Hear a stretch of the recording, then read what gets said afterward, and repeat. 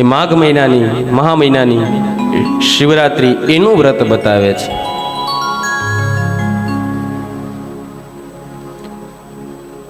કઈ રીતે શિવરાત્રીની પૂજા કરવી?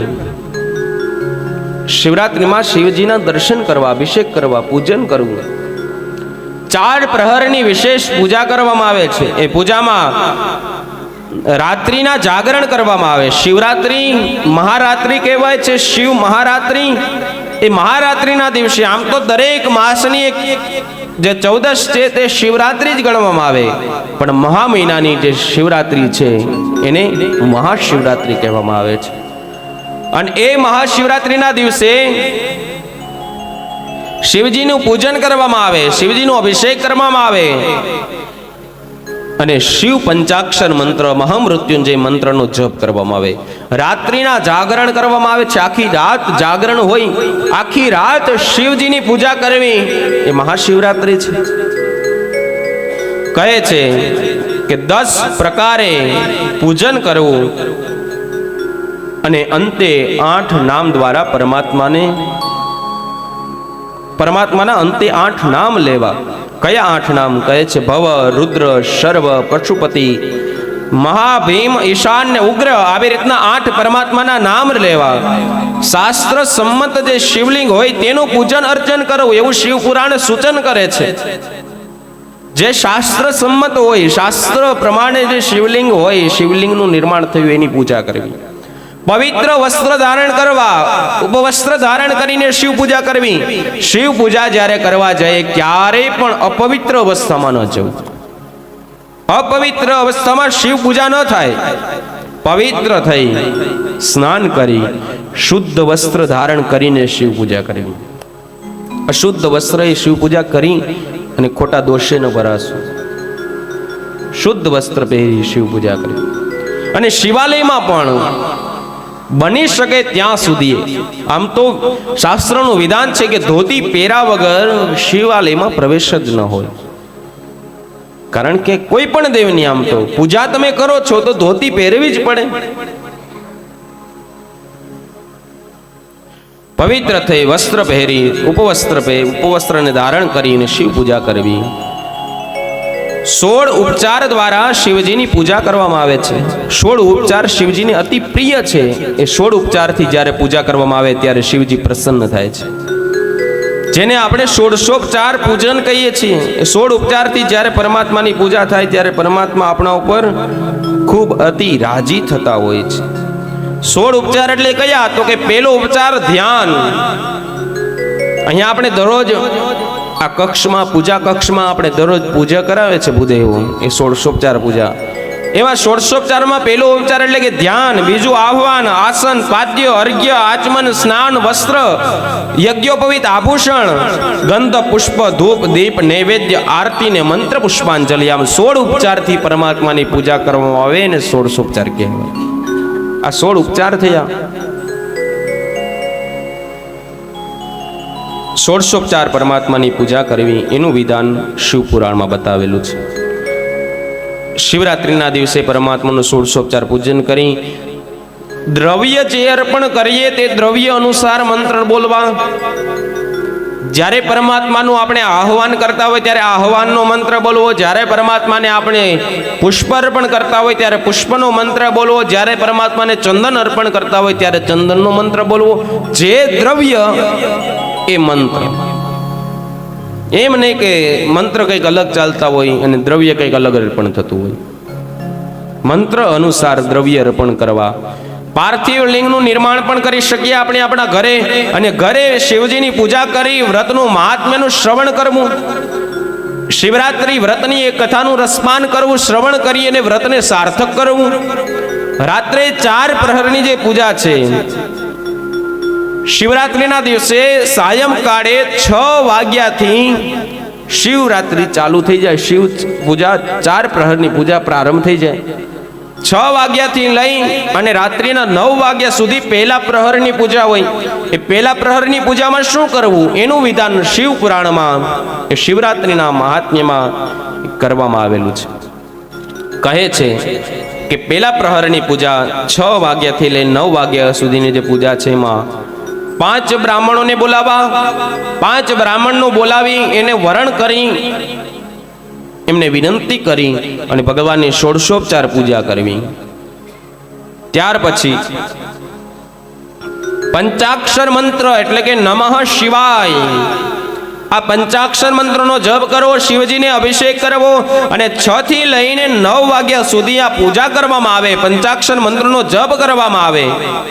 પરમાત્માને ચંદન અર્પણ કરવામાં આવે, પરમાત્માને અક્ષત એટલે કે ચોખા ચડાવવામાં આવે, અક્ષત અર્પણ કરવામાં આવે. શિવજીની પૂજામાં ચોખાનો દાણો, અક્ષતનો દાણો તૂટેલો ન હોવો જોઈએ, એને વ્યવસ્થિત સમા કરીને જવું.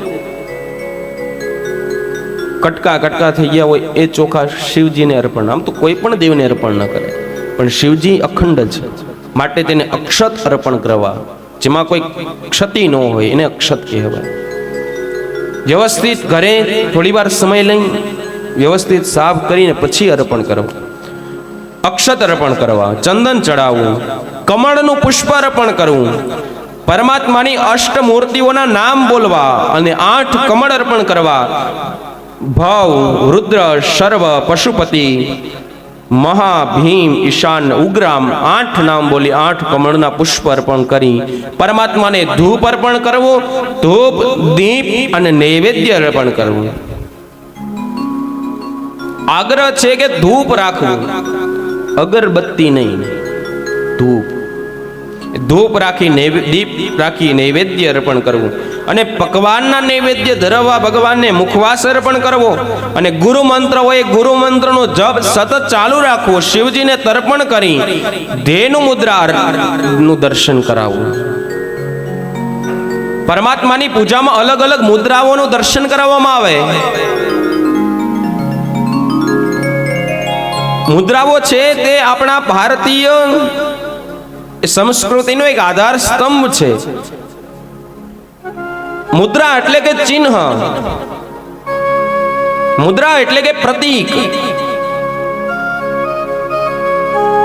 અલગ અલગ અલગ ઘણી મુદ્રાઓ છે શાસ્ત્રમાં.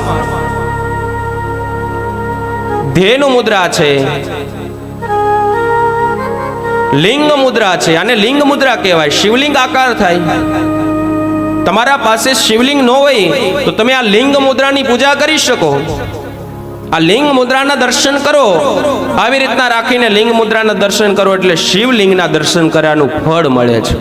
આ મુદ્રાઓ કોઈ સામાન્ય નથી. લિંગ મુદ્રા છે, શંખ મુદ્રા છે, આને શંખ મુદ્રા કહેવાય, આને કમલ મુદ્રા કહેવાય. સુમુખમ સંપુટમ ચૈવ વિતતમ વિસ્તૃતમ તથા દ્વિમુખમ ત્રિમુખમ ચૈવ ચતુર પંચમ મુખમ તથા ષણમુખમ ધોમુખમ ચૈવ વ્યાપકાંજલિકમ તથા શકટમ યમપાશમ ચ ગ્રંથિતોંચોન મુખન મુખન. 24 મુદ્રાઓ છે. પ્રલંબમ મુષ્ટિકમ ચૈવ મત્સ્ય કુર્મો વરાહકમ સિંહાકાંતમ મહાકાંતમ ઉદ્ગરમ પલ્લવમ તથા. મત્સ્ય મુદ્રાનું વિધાન છે, આને મત્સ્ય મુદ્રા કહેવાય. આપણે જ્યારે વરુણ પૂજા કરીએ ત્યારે કળશ ઉપર મત્સ્ય મુદ્રા રાખીએ અને અંગૂઠા હલાવીએ અને 8 વખત વમ વમ વમ વમ વમ વરુણ ભગવાનનું સ્મરણ કરીએ છીએ. અલગ અલગ મુદ્રાઓ છે. આપણે જે દરરોજ ભગવાન શિવજીનો જ્યારે ઘોષ કરીએ છીએ, નામ સ્મરણ કરીએ છીએ, નમઃ પાર્વતી પતયે હર હર મહાદેવ. આ જ્યારે પરમાત્માનો જયઘોષ, કથા પૂરી નથી થઈ ગઈ. હા, આ જ્યારે પરમાત્માનો જયઘોષ કરીએ છીએ ત્યારે આપણે આજે મુદ્રા દર્શન કરીએ છીએ. મહાદેવ હર, આને મહામુદ્રા કહેવાય. દરરોજ તમે બધા કરો છો મહામુદ્રા. અલગ અલગ મુદ્રાઓ છે આપણા શાસ્ત્રમાં, ધર્મમાં. અહીંયા કીધું કે જ્યારે પરમાત્માને નૈવેદ્ય અર્પણ કરીએ ત્યારે પરમાત્માને અલગ અલગ મુદ્રાઓના દર્શન કરાવવા. પ્રથમ પ્રહરની પૂજામાં ધેનુ મુદ્રાના દર્શન કરાવવા. મુદ્રા એટલે કે ચિહ્ન. પૂજા અર્પણ કરી પાર્થિવ લિંગનું વિસર્જન કરી અને થોડા વિરામ પછી તરત જ બીજા પ્રહરની પૂજા પ્રારંભ કરવી. 9 વાગી જાય એટલે 9 થી 12ની પૂજા એ બીજા પ્રહરની પૂજા થાય. એ બીજા પ્રહરની પૂજામાં પરમાત્માને પૂર્વવત સ્થાપન કરી, ધ્યાન કરી, આહ્વાન કરી, પરમાત્માને આસન આપી, પરમાત્માને ચરણ પ્રક્ષાલન કરી, અર્ઘ્ય પ્રદાન કરી, આચમન અર્પણ કરી, પરમાત્માને સ્નાન કરાવી, પરમાત્માને ચંદન પુષ્પ વસ્ત્ર અર્પણ કરી, પરમાત્માને ધૂપ દીપ નૈવેદ્ય અર્પણ કરીને ષોડશોપચાર પૂજા કરવી. પૂર્વવત ષોડશોપચાર પૂજન થઈ જાય ત્યાર પછી સંકલ્પ કરો, હાથમાં આચમની ભરી રાખવી પાણીની. વિષ્ણુર વિષ્ણુર વિષ્ણુર શ્રીમદ ભગવતો મહાપુરુષસ્ય વિષ્ણુરાજ્ઞયા પ્રવર્તમાનસ્ય અદ્ય બ્રહ્મણો દ્વિતીય પરાર્ધે. એવી રીતના આખો સંકલ્પ કરવામાં આવે. સંકલ્પ થઈ જાય, પરમાત્માના ચરણમાં સંકલ્પ અર્પણ કરવામાં આવે.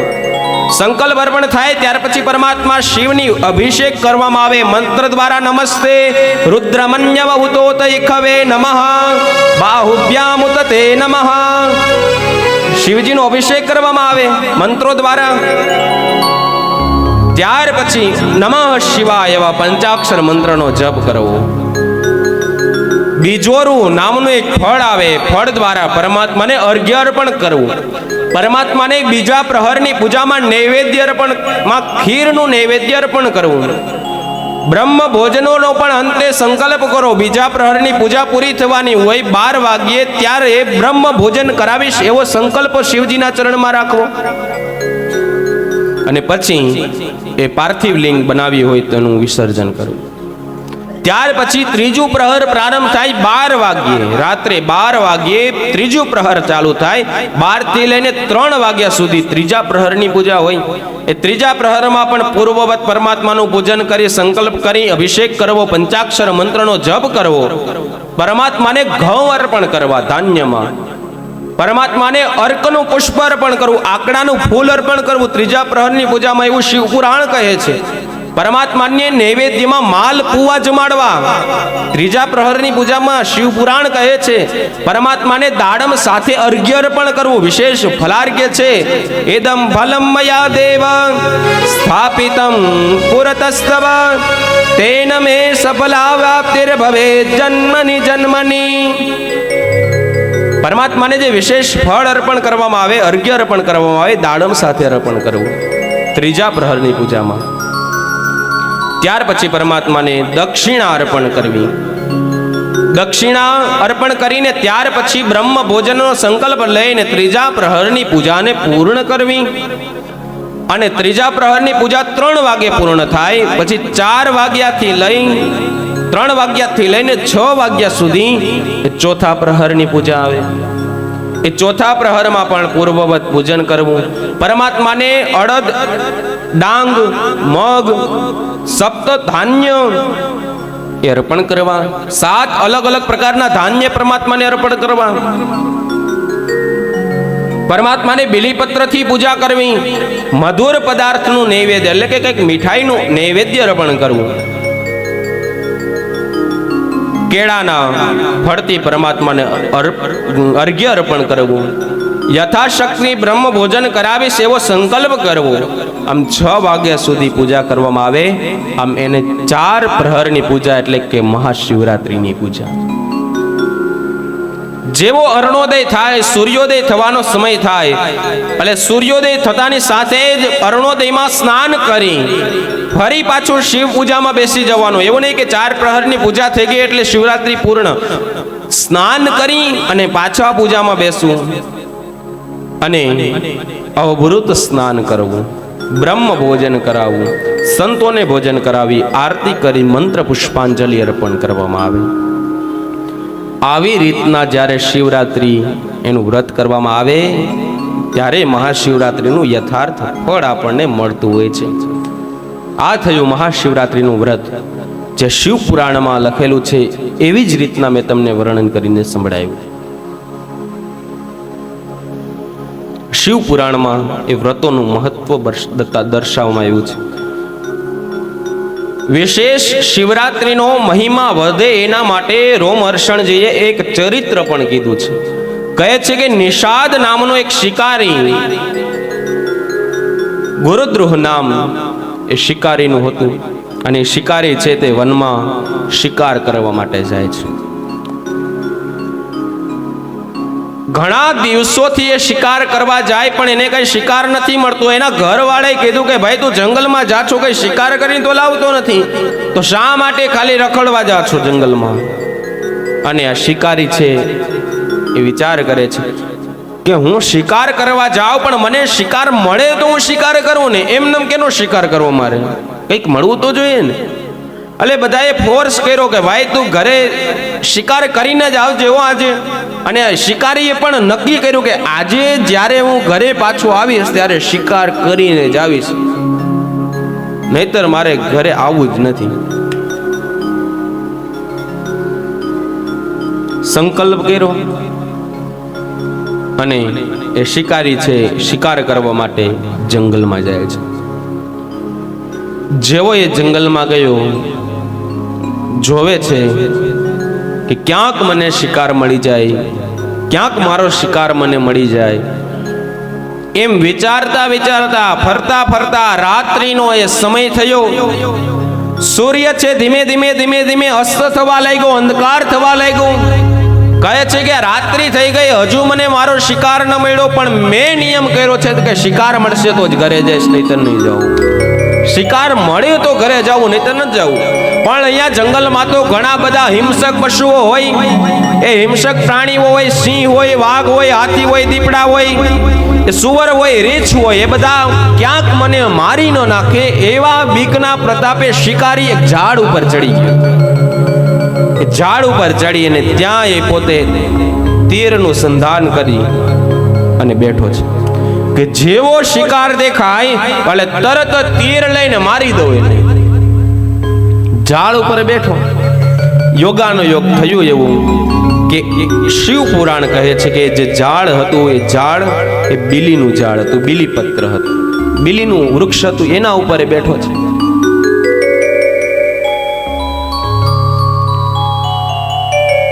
બીલીના વૃક્ષની નીચે એક નાનું એવું શિવલિંગ હતું. આ શિકારીએ પોતાની પાસે એક પાત્રમાં જલ ભરીને પાણી ભરીને રાખ્યું હતું, બોટલ ભરીને રાખી હતી. પાત્ર હશે એની પાસે પાણીનું. પછી તો શિકારી ચારે બાજુ આમ બાણ લઈ તીર લઈને આમ જોવે ચારે બાજુ કે ક્યાં મારો શિકાર મને મળે. એમ જેવો એ ચારે બાજુ આમ જોતો હોય તો આમ આમથી તેમ એ શિકારી ફરે એટલે પોતે આમ હલે એટલે તીર હલે, તીર કામઠું હલે.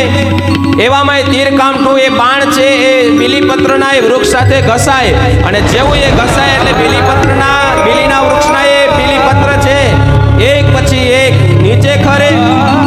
નીચે રહેલું એ શિવલિંગ ઉપર એ પડે છે. પછી તો એની પાસે રહેલું એ પાણી જે જળ હતું એ જળ પણ ધીમે ધીમે ધીમે ધોળાવા લાગ્યું અને જળ પણ ધીમે ધીમે શિવલિંગ ઉપર પડે. શિકારીને કઈ ખબર નથી કે હું જે ઝાડ ઉપર છું એ ઝાડ બીલીનું છે, નીચે શિવલિંગ છે. અને આવી રીતના રાત્રિના 9 વાગ્યા અને થયું એવું કે 9 વાગે એક હરણ ત્યાં જલ પીવા આવે છે, પાણી પીવા આવ્યું. શિકારીને તરત જ હરણ દેખાઈ ગયું. તરત જ હરણ ઉપર તીરનો સંધાન કરે છે કે મારો શિકાર મને મળી ગયો. જેવો એ તીરનો સંધાન કરે છે, હરણની દ્રષ્ટિ ગઈ શિકારી ઉપર. શિકારીનું મુખ જોઈ હરણ ઓળખી ગયું કે શિકારી અતિ આકુળ છે, વ્યાકુળ છે, મુશ્કેલીમાં છે, એટલે મને મારી નાખશે અને મને મારશે તો મારા એ દીકરાઓ એનું શું થશે? એટલે હરણ એને વાચા ફૂટે છે, શિવ પુરાણ કહે છે. અને હરણે શિકારીને કીધું કે ભાઈ તું મને ઘરે જવા દે.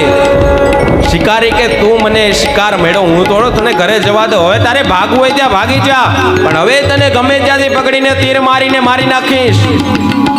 ત્યારે હરણી કહે છે કે મને જવા દે, મારા ઘરે નાના બચ્ચા છે, હું જો નહીં જાઉં તો મારા બચ્ચા એ મરી જશે, મારા બચ્ચાનું ધ્યાન કોણ રાખશે? હજુ એ નાના છે, મારા એ બચ્ચાને મારી જરૂર છે અને હું એના માટે જળ લેવા માટે આવેલું છું. જળ પાન કરવા આવી છું, એના માટે ઘાસ ચરવા માટે હું આવી છું. મને જવા દે, મારા બચ્ચા ભૂખ્યા છે. શિકારી કહે ઘણા દિવસો પછી મળે છો, શિકાર મળ્યો છે, હું થોડો તને જવા દઉં. કહે છે કે હું તમને વિનંતી કરું છું, પ્રાર્થના કરું છું, હું સત્ય કહું છું કે હું પાછી આવીશ અને મારું વચન તમે પાળજો. હું સત્ય બોલું છું, હું ક્યારે ખોટું નહીં બોલું. કારણ કે હું ખોટું બોલી, અસત્ય બોલી પૃથ્વીનો ભાર બનવા નથી માંગતી. હું સત્ય બોલું છું. તમે મને જવા દો, તમે મને જવા દો, હું પાછી જરૂર આવીશ. હરણીની એ વાત સાંભળી શિકારીને થયું કે હા, આટલું બોલે છે તો આને જવા દઈએ. કહે છે કે પાછી આવજે, તો કે હા હું તરત જ આવીશ. હરણી છે ત્યાંથી જાય છે. શિકારી છે ત્યાં રાહ જોવે છે, ઝાડ ઉપર બેઠો બેઠો. 9 થી 12 વાગ્યા. ચારે તરફ જોવે કે બીજો કોઈ શિકાર મળી જાય તો હું તીર મારીને એનો શિકાર કરું. જ્યાં એ ચારે બાજુ આમથી તેમ જોવે છે ત્યાં એ બીલીના વૃક્ષમાં રહેલા બીલી પત્ર એ તૂટે છે અને તૂટવાથી નીચે પડે છે. આમ 4 થી 3 વાગ્યા તો પણ એ હરણી પાછી નો આવી. 3 થી 6 વાગી ગયા, સવારનો સમય થઈ ગયો. આમ આખી રાત્રિ શિકારી પોતાનો શિકાર શોધે છે અને ઓલી હરણી પણ પાછી નથી આવતી. થયું કે હરણીએ મારી સાથે ખોટું બોલી, અન્યાય કર્યો, એ જતી રહી, હવે એ થોડી પાછી આવે. આમ આખી રાત્રિએ શિકારી એ વૃક્ષ ઉપર બેઠો બેઠો શિકાર શોધે છે, આમથી તેમ ફરે છે. એવામાં એ બીલીપત્ર ધીમે ધીમે ધીમે નીચે પડે છે. નીચે રહેલે શિવલિંગ, એના ઉપર એ પત્ર ચડવા લાગ્યા. અને શિવ પુરાણ કહે છે, કોટી રુદ્ર સંહિતા 40મો અધ્યાય એવું કહે છે કે એ હરણી પાછી આવી, સવાર થઈને હરણી આવી. શિકારીને કહે છે કે મને માફ કરજો, રાત્રે હું ન આવી શકી, કારણ કે રાત્રિમાં મારા બચ્ચાઓને એકલું મૂકવું એ મને યોગ્ય ન લાગ્યું. પણ મેં તમને વચન આપ્યું હતું, સત્ય માટે હું પાછી આવી છું, તમે મારો શિકાર કરો. હરણી સામે આવીને ઊભી રહી ગઈ, પણ ઓલો જે શિકારી હતો એનું મન બદલી ગયું, મન પરિવર્તિત થઈ ગયું. એની જે શિકારી વૃત્તિ હતી એ નાશ થઈ ગઈ. અને હરણીને કહે છે કે મારે તારો શિકાર નથી કરવો, પણ તું સાચે અહીંયા આવીને આ મને ખૂબ ગમ્યું, મને પ્રિય લાગ્યું. અને ત્યારે હરણી કહે છે, સ્થિતા સત્યેન ધરણી સત્યેનૈવ ચ વારિધિ સત્યેન બલધારાશ્ચ સત્યે સર્વમ પ્રતિષ્ઠિતમ. કે આ ધરણી સ્થિતા સત્યેન ધરણી, કે આ પૃથ્વી છે તે સત્યના આધારે અત્યારે જીવે છે. કોઈક એવા સત્યવાદી મહાપુરુષો આજે પણ આ પૃથ્વી પર વિચરણ કરે છે, એટલે આ ધરતી છે ટકીને રહી છે. નહીતર અસત્ય ચારે તરફ બોલાવવા લાગશે ત્યારે પ્રલય નિશ્ચિત છે, સમાર થશે. સત્યવાદી ઘણા એવા મહાપુરુષો આજે પણ આ પૃથ્વી ઉપર વિચરણ કરે છે. એ સત્યના આધારે, સ્થિતા સત્યેન ધરણી, એના આધારે આ પૃથ્વી ટકેલી છે. સત્યેનૈવ ચ વારિધિ, આ પાણી છે સમુદ્રમાં, એ વારિધિ સમુદ્ર પણ એની સીમાને એટલા માટે બાંધીને બેઠો છે કે આજે પણ એવા સત્યવાદી મહાપુરુષો આ ધરણી ઉપર છે. શિવ પુરાણ કહે છે, સત્યેન જલધારાશ્ચ, જલની વહેતી વે ધારાઓ એ પણ સત્યના આધારે વરસે છે. વરસાદ પણ સત્યના આધારે વરસે છે. સત્ય છે એટલે વરસાદ વરસે છે. સત્યે સર્વમ પ્રતિષ્ઠિતમ, સત્યના આધારે બધું પ્રતિષ્ઠિત છે. સત્યનો મહિમા કીધો છે કે સત્યના આધારે પૃથ્વી એ ટકી રહેલી છે. 4 પ્રહર આમ પસાર થયા.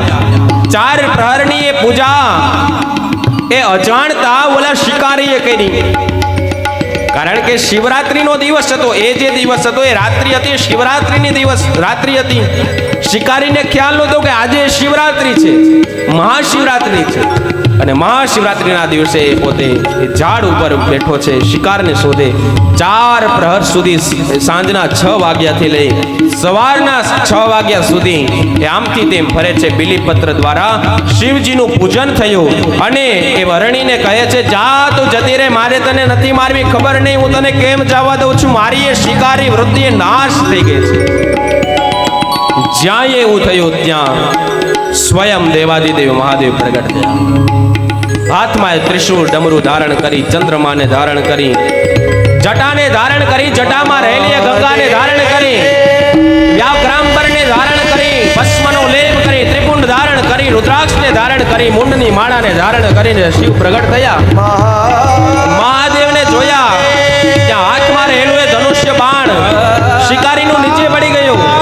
તીર કામઠું એની જાતે જ નીચે પડી ગયું અને શિકારી છે એ મહાદેવના ચરણમાં પડી ગયો. હે દેવાધિદેવ મહાદેવ, તમે શા માટે પ્રગટ? મેં તો તમારી કઈ ભક્તિ પૂજા નથી કરી. અને ત્યારે દેવાધિદેવ મહાદેવ કહે છે કે તું અજ્ઞાની છો, તું અજાણ્યો છો, તને ખબર નથી તે આખી રાત જાગરણ કર્યું છે, આખી રાત જાગરણ કરીને મારી પૂજા કરી છે. કહે છે જાગરણ નહીં, હું તો શિકારને શોધતો હતો અને મેં ક્યારે તમારી પૂજા કરી? કહે છે કે તું જે બીલીના વૃક્ષ ઉપર હતો, નીચે જો મારું શિવલિંગ છે. જ્યારે તું આમથી તેમ થતો હતો ત્યારે બીલીના વૃક્ષમાં રહેલા પત્ર, બીલીપત્ર ધીમે ધીમે મારી ઉપર આવતા હતા.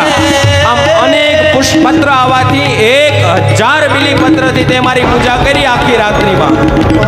ભલે તું જાણતો હોય કે ન જાણતો હોય, અજાણ છો, પણ અજાણ વશ પણ તે મારી પૂજા કરી છે, માટે હું અહીંયા પ્રગટ છું.